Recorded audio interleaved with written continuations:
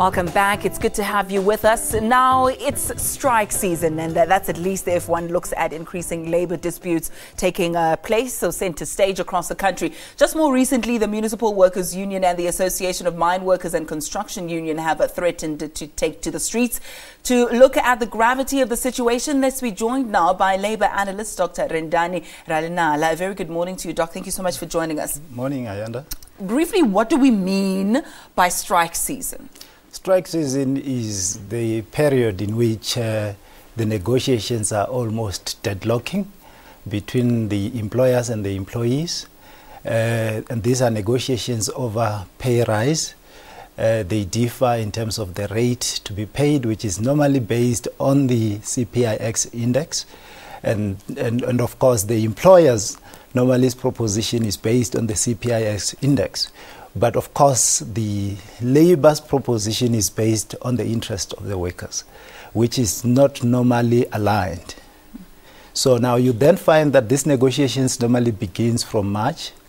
By July, August, you are almost on a strike season, because it is the time wherein parties have deadlocked or are almost deadlocking to the extent that they feel they have to use their bargaining power to pressurize each other. So that is the game that gets played in the labor market by both employers representatives and employees representatives. Among the majority or key issues that we perhaps see as a line that run through most strikes, is it always about remuneration? Look, it's about remuneration, incentive, bonus, and of course even the layoffs.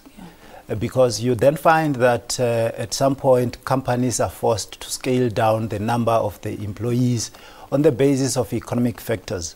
Because sometimes you might find that just the productivity levels have gone too low, and to the extent that the turnovers are affected, and they are not able to really cope with the personnel rates. Now, on those bases, they then decide to lay off certain employees, and that, of course, triggers the confrontation between the employees and the employers. So you find that those are mainly the major issues. Of course, you will have other aspects like disputes here and there, which I don't think we will have to waste time on. But when we talk about strike season, basically, we are dealing with those kind of major issues, like your incentive bonus, layoffs, pay rise. Who reneges on the deals? Because it seems as if, you know, there'll be an agreement this year. It's supposed to be a 3-year agreement in whichever sector it is. One of the two parties, either the employer or the employees, will then decide, no, our agreement is insufficient and we want to review what we had settled upon, you know, and the consensus that was reached. Typically, who breaks that agreement and then decides, no, we want to relook at this? Look, remember, these collective agreements are subject to negotiations. You can actually agree on a collective agreement for 3 years or 5 years, and you close the deal. But of course, certain factors can arise. You might find a particular member or a particular affiliate of your federation is saying, look, we are not very happy because our salaries are not progressing very well, our incentives are not progressing very well. And therefore, what you then do, you force the federation or the respective union to go renegotiate and open discussions.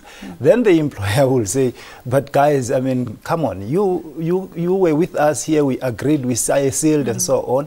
But it's just the dynamism within the labor space, wherein you then find that employees sometimes they feel the pressure of the inflation itself. Because remember, the inflation fluctuates all the time. Every day, every month is fluctuating. So if it shoots up and then the employees feel it, then they will have to relook at the collective agreement. So, but of course, the reopening of the collective agreement is another thing, because that means the employers must also agree to renegotiate. Let's speak about the labour space that you touched on a little bit earlier. Those who are pro-business and perhaps are not so sympathetic towards labour might suggest that the workforce in South Africa is too quick to run to strikes and violent strikes at that, and perhaps that they don't exhaust all possible avenues to try and resolve disputes. Is this an accurate reflection, do you think? Look, It's 50-50, to be honest with you, because it depends on your benchmarks. I mean, if you are benchmarking with countries such as Germany and other first world countries, the strike rate there is quite high, and it has got a very negative impact.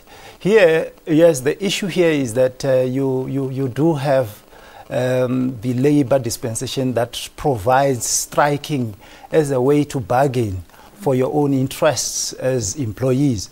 And in that regard, you will find that because labor here is highly organized, you will definitely have the cat strikes here and there. But I don't really think we need to be pessimists and begin to think that South Africa is out of control because probably of the culture of defiance that was left behind by the liberation struggle. But I don't really think so. But it's of course, if you look at it in isolation from other labor movements internationally, you might begin to think, no, we are the West countries. In fact, we are not. Yeah. That was going to be my closing question to you, but you have touched on it, so perhaps I'll give you another 15 to 20 seconds or so. Strikes are not exclusive to South Africa. Even though it may seem like our workforce is more aggrieved than international counterparts, that is not the situation as you've put it. Indeed. I mean, strikes, you find them all over the world. The only thing now is that, remember, the political dispensations of various countries also dictate the type of labor dispensation that you have. Now, in countries like China and so on, it's very difficult to experience strikes. And in fact, if you have strikes, the type of suppression that takes place there is quite massive because of the type of political system they follow. But majority of countries that are democratic in nature, strikes will always be accommodated. It's a way in which employees bargain for their own interests, and it's acceptable. All right, we'll have to leave it there, I'm afraid. Thank you so much for that update. Dr Rendani Ralinala is a Johannesburg Labour analyst discussing what is commonly known as strike season. We'll take a quick ad break and we'll be back with more in just a moment. Stay with us.